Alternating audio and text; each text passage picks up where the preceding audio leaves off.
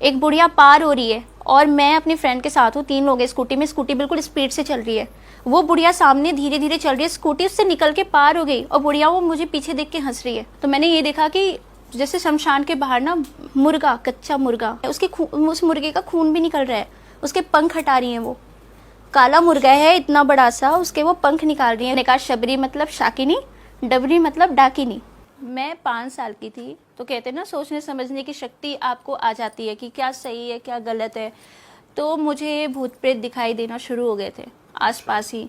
जब एक बार की बात है, मैं 5 साल की थी और पूर्णिमा की रात थी और मेरे घर के बाहर एक बहुत ही बड़ा पेड़ था। उस पेड़ पे मुझे एक लेडीज़ घड़ा लेकर के दिखाई देती थी खड़ी हुई, और उसके बाद मैं उसे देखती रहती थी और मैं कहती थी अपने घर वालों से कि है कोई उस पेड़ पे, आप देखो। तो उन्हें कुछ नहीं दिखता था, वो कहते थे तू पागल है। इसी तरीके से चीज़ें दिखती रही। फिर जब मैं मतलब टीन एज में आई, फिर ये सब चीज़ें बहुत बढ़ गई। कहते हैं ना कि जब आपको इस तरफ आना है तो आप आओगे ही, आपके लिए भगवान ने जो रास्ता सेलेक्ट किया आपको उसमें आना ही है। तो मैं फैशन डिज़ाइनिंग कर रही थी, तो जहाँ पे मैं डिज़ाइनिंग की क्लासेस करती थी, वहाँ पे डिज़ाइनिंग की क्लासेस के बाद मैं बुटीक मैनेजमेंट का भी साथ में कोर्स कर रही थी। उस वक्त में बहुत ही कम स्टूडेंट्स हुआ करते थे और जिस बिल्डिंग में मैं सीखती थी उस बिल्डिंग के भी भूत प्रेत मुझे दिखाई देते थे। तो मैं समझ नहीं आता था कि मैं उनको क्यों दिख रही हूँ। एक टाइम में मैंने फिर उसके बाद फिर क्या हुआ था, मतलब ये सब चीज़ें देखते देखते फिर मैं बहुत ही नास्तिक थी। पूजा पाठ से मेरा कोई लेना देना नहीं था, बिल्कुल भी भगवान को नहीं मानती। रहा कोई कह दे कि दिया बत्ती कर दो घर पे, तो मैं बहाने लगाने लग जाती थी, नहीं मेरे पेट में दर्द है, सिर में दर्द है। लेकिन उसके बाद फिर मुझे नेगेटिव एनर्जी दिखाई देने लगी, तो मैंने सोचा कि ठीक है थोड़ी बहुत पूजा कर लेती हूँ, शायद ठीक हो जाएगा। फिर उसके बाद मुझे माता के दर्शन होना शुरू हो गए। उसके बाद फिर मैं डॉक्टर के पास पहुंची, वो डॉक्टर गोल्ड मेडलिस्ट थे। मैंने उनसे कहा कि मुझे भूत प्रेत दिखाई देते हैं, मैं पागल हो गई हूँ, आप मेरा ट्रीटमेंट कर दो। उन्होंने कहा ठीक है। उन्होंने सारे टेस्ट वगैरह किए, मेरे सिर में बहुत सारे तार वगैरह लगा करके सारी रिपोर्ट्स नॉर्मल थी, फिर भी मुझे भूत प्रेत दिखाई देते थे। फिर उन्होंने कहा कि मैंने कहा कि आज पूर्णिमा है, आज मुझे उस पेड़ पे फिर से वो लेडीज़ दिखाई देगी। तो उन्होंने कहा ठीक है मैं तुम्हें एक इंजेक्शन लगाता हूँ, तुम सो जाओगी, तुम्हें नींद आ जाएगी, तुम सो जाओगी। उन्होंने मुझे इंजेक्शन लगाया, फिर मैं अपने फादर के साथ घर पे आ गई और रात भर मुझे नींद नहीं आई। अच्छा, रात भर मुझे नींद नहीं आई। फिर मैंने कहा आज जाके देखती हूँ वो है या नहीं, मैं आज उससे पूछ लूँगी वो है कौन। फिर मैं गई, पेड़ पे वो लटकी हुई है, तो मैंने उससे कहा हो कौन तुम। बहुत तेज पायल की आवाज़ आनी शुरू हुई, बहुत तेज पायल, ऐसा लग रहा था कि 10-12 पायल एक साथ बज रहे हो। और बिल्कुल वो ऐसा ना जैसे कुछ अभी सामने दिखाई नहीं दे रहा, लेकिन पायल की आवाज़ छन छन छन छन छन करते करते बिल्कुल आई। और हमारा जो टेरिस था, टेरिस के ऊपर से वो नीचे आ रही है, जैसे पिलर है आपके रूम का, उससे नीचे आई और वहाँ पे आ करके फिर वो खड़ी हो गई। फिर मुझे उसके बाद कुछ नहीं दिखाई दिया, वो दिखने के बाद फिर गायब हो गई। फिर उसके बाद जब शादी वगैरह हो गई, फिर जब मैं इस फील्ड में आ गई, फिर साधनाएँ वगैरह कुछ स्टार्ट हुई। तो जर्नी जो एक होती है हमारी, जब आप कोई भी मंत्र साधना स्टार्ट करते हो तो सबसे पहले आप अपना पास्ट लाइफ देखते हो। सबसे पहले आपने देखी पास्ट लाइफ? हाँ, सबसे पहले जब तक आप अपना पास्ट लाइफ नहीं देखोगे, आप अपने कर्म नहीं देखोगे, आपको समझ में नहीं आएगा कि आप इस क्षेत्र में क्यों आओगे।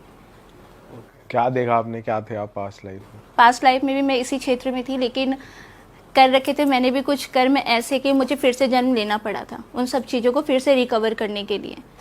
और ऐसा हुआ था एक बार कि कुछ साधनाएं मैंने ऐसी की थी, शमशानी साधनाएं होती हैं कुछ, तो आपको एक टाइम के लिए जाना पड़ता है क्योंकि आपको सबसे पहले पिंडदान करना होता है अपना खुद का। तो हमारा भी पिंडदान था खुद का, और जब मैंने अपना पिंडदान किया था तो शमशान में किया था। वहाँ पे से शमशान में बहुत सारी शक्तियाँ उपलब्ध होती हैं, तो आपने नाम सुना होगा शाकिनी डाकिनी। इन दोनों से मेरा आमना सामना वहाँ पे हुआ था। वो दोनों बिल्कुल नॉर्मल लेडीज़ की तरह थी और थोड़े मिट्टी विट्टी वाले कपड़े उन्होंने पहन रखे थे, नॉर्मल थी वो। मैंने उन्हें देखा नॉर्मली, फिर उसके बाद वो मुझे देख के हंसी, मैंने कुछ रिप्लाई नहीं दिया, मैं घर आ गई। उस वक्त घर क्या, हम होटल में थे, काशी की बात है ये, काशी की साइड में हम उस वक्त थे। और उसके बाद रात में वो मुझे मेरे कमरे के बाहर दिखाई देती है। फिर उसके बाद दोनों दिखती है साथ में। फिर उसके बाद नेक्स्ट डे हमें फिर सुबह 4 बजे जाना था कुछ क्रियाक्रम के लिए, क्योंकि 3 दिन का पूरा क्रम होता है एक पिंडदान करने का खुद का जीते जी। तो नेक्स्ट डे गई, फिर वो मुझे घाट पे दिखी थी मॉर्निंग के टाइम में। रात हुई तो फिर मैंने गुरुजी से कहा कि मुझे यहाँ पे कुछ दिख रहा है, कोई दिखता है मुझे, वो मेरे कमरे तक भी आ रही है। तो मैं समझ गई हूँ कि वो इंसान तो है नहीं, क्योंकि वो आएगी तो सीढ़ियों से ही आएगी, कोई भी इंसान होगा तो वो बाहर कैसे दिख रही है मुझे। फिर उसके बाद उन्होंने कहा कि तू डर मत, सामना कर, अगर तूने यहाँ पे हार मान ली तो तू आगे नहीं बढ़ सकती।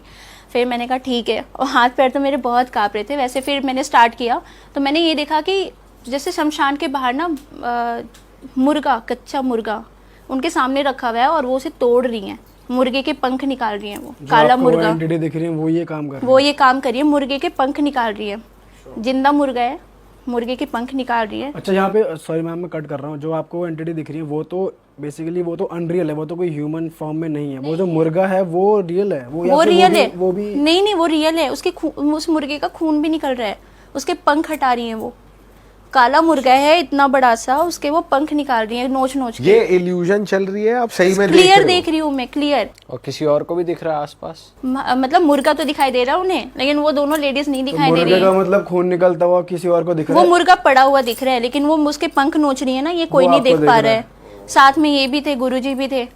तो गुरुजी मुझसे कहते थे कि तुझे एक्सरे मशीन दी गई है, तू पूछ ले कौन है क्या है। फिर डर बहुत लग रहा था, उन्होंने कहा अगर डर गई तो फिर मर गई, अगर वो तेरे पीछे आई है तो तुझे बात तो करनी पड़ेगी। ये हमारा एक फाइनल स्टेप होता है। अगर आपसे कोई शक्ति उस वक्त या फिर साधना के वक्त अगर आई है, आपको आपसे वो कम्युनिकेट करना चाह रही है, आपको उससे करना है। अगर आप डर गए, आपकी साधना वहीं पे खंडित हो जाती है। ये एक फाइनल स्टेप होता है, इसके बाद आप पार हो जाओगे। तो ये माता की भेजी हुई शाकनी डाकनी थी। जब मैंने उनसे पूछा सामने बैठ के कौन हो तुम, तो वो हंसने लग गई बहुत ही अजीब सी आवाज़ में, ही इस तरीके से। तो फिर मैंने कहा कौन हो तुम, मेरे रोए भी सिहर रहे, मुझे अभी वो इंसिडेंट याद आ रहा है। तो वो कह रही है मेरा नाम शबरी है, दूसरी कह रही है मेरा नाम डबरी है। मैंने कहा तुम मुझे क्यों देख रही हो? कहती बस ऐसे ही, तुम आई थी तो हम तुम्हें देखने आए थे, तो तुम्हारा काम हो गया? तो मैंने कहा हाँ हो गया, कल सुबह एक बार और आना है, उसके बाद मेरा पिंडदान हो जाएगा, मैं चली जाऊँगी। कहती हाँ ठीक है जा। तो फिर मैंने कहा कि तुम मुझे क्यों दिख रही हो? कुछ नहीं, देखने आई थी, जा, इस तरीके से। फिर मैंने गुरुजी से कहा गुरुजी वो तो ऐसा बोल रही हैं। तो उन्होंने कहा शबरी मतलब शाकिनी, डबरी मतलब डाकिनी। अच्छा, माता की सेविकाएं। अब तू फाइनल स्टेप पास हो गई है, अब तुझे माता के दर्शन हो जाएंगे। ये माता की सेविका होती हैं दोनों?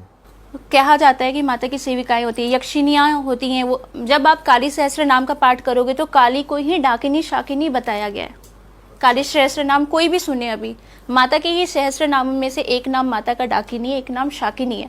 लेकिन माता की जो सेविकाएं होती हैं उनको एक श्रेणी दी गई है, डाकिनी की, शाकिनी की। तो ये वो चीज़ होती है। तो ये शमशानों में रहती हैं और इनको भी सिद्ध किया जाता है। जिस तरह से कर्ण पिशाचिनी यक्षिनी कार्य करती है आपके लिए, इस तरह से डाकिनी शाकिनी भी कार्य करती है। अच्छी भी होती है, बुरी भी होती है।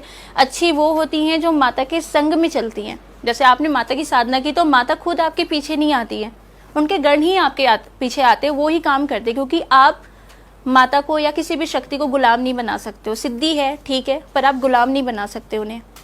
सर सिंस आप वहाँ पे थे जब मैम ये के साथ ये इंसिडेंट हाँ, साथ में थे। हाँ, मैंने तो इनको सिर्फ यही समझाया कि जब इलेक्ट्रॉन नहीं दिखता तो भूत प्रेत कैसे दिख जाएंगे, मतलब सबको।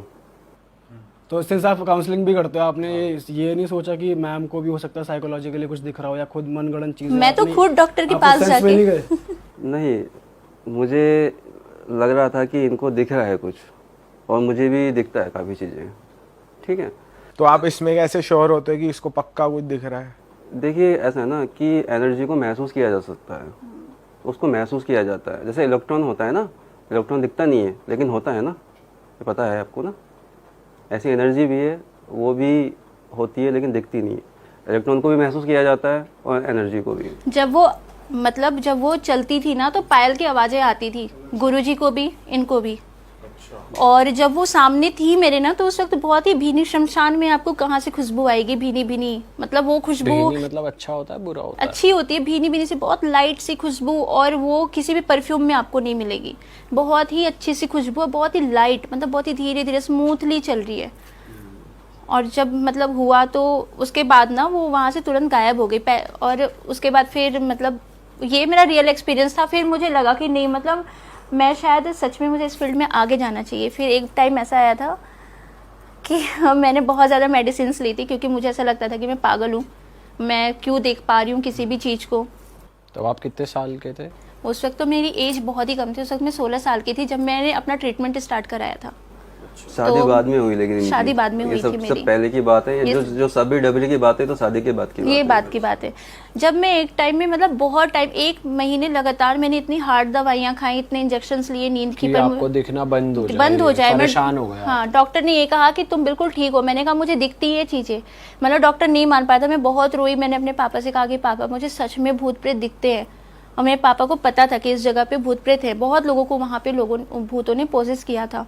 तो मेरे पापा इस चीज़ को मानते थे, तो कहते थे कोई बात नहीं बेटा, तुम ध्यान मत दिया करो। लेकिन अगर आपके सामने कोई भी बहुत ही भयानक सी एंटिटी आके खड़ी हो जाए तो आप उस चीज़ को नकार भी नहीं सकते हो। अब आप सोचो, मैं सड़क पे चल रही हूँ, एक बुढ़िया पार हो रही है और मैं अपनी फ्रेंड के साथ हूँ, 3 लोग हैं स्कूटी में, स्कूटी बिल्कुल स्पीड से चल रही है।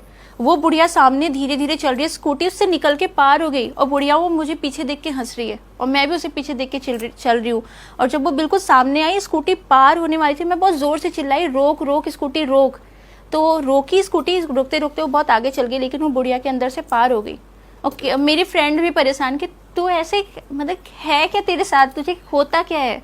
बट आपको कोई नुकसान नहीं करता नहीं, है? कोई नुकसान नहीं करते थे ये मुझे। जब ये वाला माइंड इधर वाला एक्टिवेट हो जाता है ना, तो ये सब चीज़ दिखती है और इसको साधना के माध्यम से एक्टिवेट किया जाता है। इधर का सबका ये वाला ज़्यादा एक्टिवेट होता है, इससे इंसान की चालाकी सब कुछ इसी से होता है। राइट इससे हाँ, इससे दया होती है। अगर ये चलाओगे तो ये चलेगा, ठीक है, अगर ये वाला हाथ चलाओगे तो ये चलेगा, ठीक है। सॉरी मैंने ये बोला, ये वाला बहुत कम यूज होता है लोगों, राइट वाला कम होता है, राइट वाला कम होता है, लेफ्ट वाला ज़्यादा होता लेफ्ट वाले से चालाकी होती है, है। इससे चालाकी होती है, इससे दया होती है, अच्छा, ठीक है।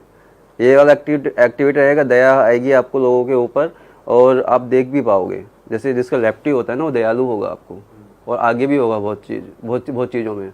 मतलब आप कह रहे हो जो राइटी है उनका लेफ्ट ब्रेन एक्टिव होता है और लेफ्टीज का राइट ब्रेन एक्टिव होता है। जब हाथ जोड़ते नमस्कार करते हैं ना, तो इसलिए दोनों माइंड को एक्टिवेट किया जाता है उस समय, ताकि हम दया से ईश्वर की प्रार्थना कर सकें। समझे? इसके पीछे का रीज़न ये है, हाथ जोड़ के नमस्कार करने का। जब मैंने 1 महीने बहुत ही हार्ड मेडिसिन खाई, उसके बाद मतलब मैं बेहोश हो गई। बेहोश होने के बाद मुझे होश ही नहीं आया, 16 दिन बीत गए। मैं बिल्कुल, उस वक्त मेरी आंखें नहीं खुली। कोमा में चले गए थे आप? नहीं, मैं उठी ही नहीं। मैं इस हॉस्पिटल से उस हॉस्पिटल मुझे ले जाया गया। 16 दिन कब पार हो गए मुझे नहीं पता। तो मेरी एक फ्रेंड से बात हुई थी उस वक्त में, और मेरे एग्ज़ाम्स थे, और उसके बाद में मैं फ़ोन रख के सोई हूँ। उसके बाद मुझे चक्कर आ गया, मैं बेहोश हो गई, क्योंकि दवाइयों का डोज बहुत ही हैवी था। फिर जब मेरी उस वक्त जब मेरी आँख खुलती तो मैं देखती हूँ कि सब रो रहे हैं। और जब मैं रोने के पहले का आपको बता दूँ, 10 सेकंड पहले का, मैंने ये देखा कि कुछ भी नहीं है, ना पहाड़ है, ना नदी है, ना पेड़ पौधे हैं, बस धूल धूल हर जगह है। और वहाँ पे साक्षात माता के दर्शन हुए थे, और माता किसी भी इंसान के फॉर्म में नहीं थी। शायद मुझे नहीं बताना चाहिए, क्योंकि सब ये कहते हैं कि पर्सनल एक्सपीरियंस आपको नहीं बताना चाहिए। तो वहाँ पे दर्शन हुए थे। किस तरह वो दिखी थी मैं आपको नहीं बता सकती हूँ, बस इतना बोल सकती हूँ कि इंसान के फॉर्म में वो नहीं थी।